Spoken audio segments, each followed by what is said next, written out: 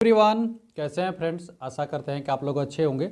तो आरटीआई की रिप्लाई आई हुई है आरआरबी कोलकाता की तरफ से। तो कोलकाता की तरफ से जो आरटीआई है इसमें हम लोग देखेंगे कि ईएलपी की जो टोटल फॉर्म फिलअप है वो कितना हुआ है, जनरल की कितनी फॉर्म फिलअप हुआ है, एससी कितनी, एसटी कितनी, ईडब्ल्यूएस की कितनी हुई है और ओबीसी की कितनी टोटल फॉर्म फिलअप हुआ है। और इस हिसाब से हम लोग देखेंगे कैसे आरआरबी कोलकाता की कट ऑफ कम जाने वाली है। जो मैं शुरू से ही बोल रहा था कि आरआरबी कोलकाता की कट ऑफ कम ही जाएगी, तो आप लोग सारी चीज़ प्रूफ के साथ देख लीजिए कि क्या क्या चीज़ें और कितनी कट ऑफ जाने वाली है, वो भी सारी चीज़ें देखने वाले हैं। तो सबसे पहले हम बात करें कोलकाता की। तो आप लोग देख सकते हैं जो आरटीआई की रिप्लाई आई है आरआरबी कोलकाता की तरफ से आई हुई है और 12/12/2024 यानी कल ही के डेट में आरटीआई की रिप्लाई ये आई हुई है। और इस आरटीआई की रिप्लाई में क्या आया है वो भी आप लोग एक बार देख लीजिए। तो यहाँ पे आप लोग देखेंगे कि दूसरे नंबर पे यहाँ देखिए total number candidate applied in RRB Kolkata zone against CN 01/2024 ELP 99,487, यानी कि 99,487 टोटल फॉर्म फिलअप हुआ है आरआरबी कोलकाता जोन में ALP के लिए। जिसमें से आप देखेंगे जनरल कैटेगरी की 28,681 टोटल फॉर्म फिलअप हुआ है, SC की 24,762, ST की 10,753, OBC का 32,054 और EWS का देखेंगे तो 3,237 टोटल फॉर्म फिलअप हुआ है। अब हम और चीज़ें डाटा देख लेते हैं, ये सब चीज़ देखेंगे, लेकिन उससे पहले आपको हम दिखा दें टोटल वैकेंसी कितनी है आरआरबी कोलकाता में।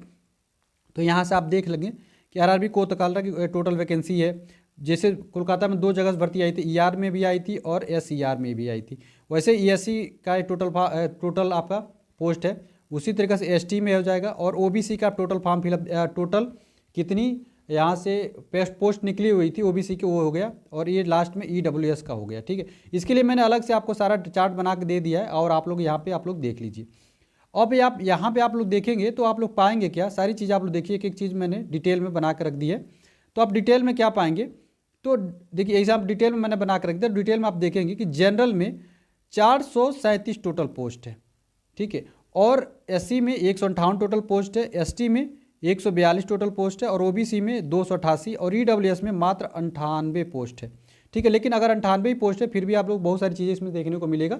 तो टोटल जो यहाँ पे पोस्ट देखने को मिलेगी ना वो 1123 टोटल पोस्ट है, जिसका 15 गुना करेंगे तो हो जाएगा आपका 16,845, यानी कि 15 गुना जो लड़कों का सिलेक्शन होने वाला है CBTU में वो 16,845 लड़कों का सिलेक्शन होगा, जिसमें से 99,487 लड़कों का टोटल फॉर्म। लोग चूँकि ये पूरे तो लड़के देंगे नहीं, स्वाभाविक सी बात है, इसकी जो % अभी जो कंपटीशन निकल के आएगी इतने लड़कों से वो 6 निकल के आ रही है।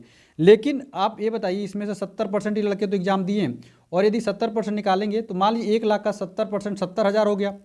ठीक है, कितना हो गया, 1 लाख का 70,000, 70% 70,000, 1 लाख का 70% जो है वो 70,000 हो जाता है। ठीक है, और इसमें से 16,000 चूँकि इतने लड़कों का क्या होने वाला है, CBT 1 में सिलेक्शन होने वाला है। तो आप पाएंगे क्या कि % जो कंपटीशन निकल के आ जाएगा ना वो कितना निकल के, मात्र 4 का निकल जाएगा टोटल में। लेकिन और भी कैटेगरियों के हिसाब से हम लोग देखेंगे तो टोटल EWS में देखिएगा तो 1470 लड़कों का सिलेक्शन होने वाला CBT 1 में, लेकिन टोटल लड़के कितने अप्लाइड हुए हैं, 3,237 टोटल लड़के जो क्या किए इसमें अप्लाई किए हुए हैं। और 2.2 कंपटीशन, यानी सबसे जो कम कंपटीशन है वो EWS वाले के लिए मात्र 2.2, माने 2 लड़कों में से 1 लड़कों का सिलेक्शन होगा, किसके लिए, EWS के लिए होगा। OBC का देखेंगे तो 288 पोस्ट है, जिसमें से 4,320 लड़कों का CBT 1 में सिलेक्शन होने वाला है और फॉर्म अप्लाई किए हैं 32,054, यानी % कंपटीशन 7.4 हो गया है। ठीक है, ST का देख लीजिएगा, अगर आप ST का देखते हैं तो ST के 142 में से 2130 लड़कों का सिलेक्शन होने वाला, 10,745 टोटल यहाँ पे लड़के फॉर्म फिलअप किए हैं, तो 5.0 का क्या हो जाएगा, इसका % कंपटीशन निकल गया। SC में देखिएगा तो 2370 लड़कों का सिलेक्शन होने वाला है, तो 24,762 टोटल फॉर्म फिलअप हुआ है और 10.0 यानी 10 लड़कों में से 1 लड़का का सिलेक्शन होगा, किसमें, SC कैटेगरी में, यानी कि SC वालों की यहाँ पे कंपटीशन बहुत तगड़ी जाएगी, कटा भी तगड़ा ही जाने वाला है। UR में देखिएगा, UR में तो आपको देखने को कुछ मिलेगा, लेकिन आपको इस 4 लड़कों में से 1 लड़के का सिलेक्शन होगा, किसके लिए, UR के, लेकिन ये गलत है।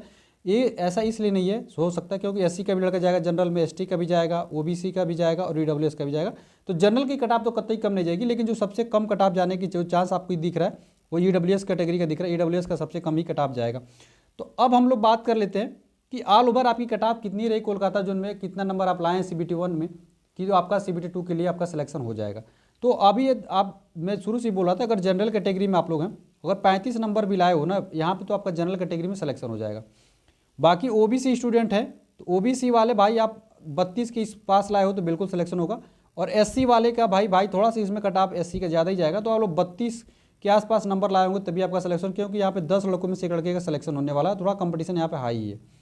और ST के जो स्टूडेंट है, ST वाले जो भी हैं भाई, तो ST वाले आप लोग 28 नंबर लाए हो तो आपका कोलकाता जोन में सिलेक्शन हो जाएगा। और इतने इर्द गिर्द आपका नंबर आ रहा है तो निश्चित तौर पे आपको CBT 2 की तैयारी करना चाहिए, किसी भी तरीके से लेट आपको नहीं करना। और सारी चीज़ें मैं बता दिया था कौन से पैरामीटर से आपके कट ऑफ कम जाएंगे। चलिए ऐसा करते वीडियो हमारी अच्छी लगी हो, वीडियो अच्छी लगी हो तो लाइक करिएगा और वीडियो के साथ साथ चैनल को भी सब्सक्राइब करिएगा। मिलते हैं अगली वीडियो में फ्रेंड्स, तब तक के लिए फ्रेंड्स जय हिंद।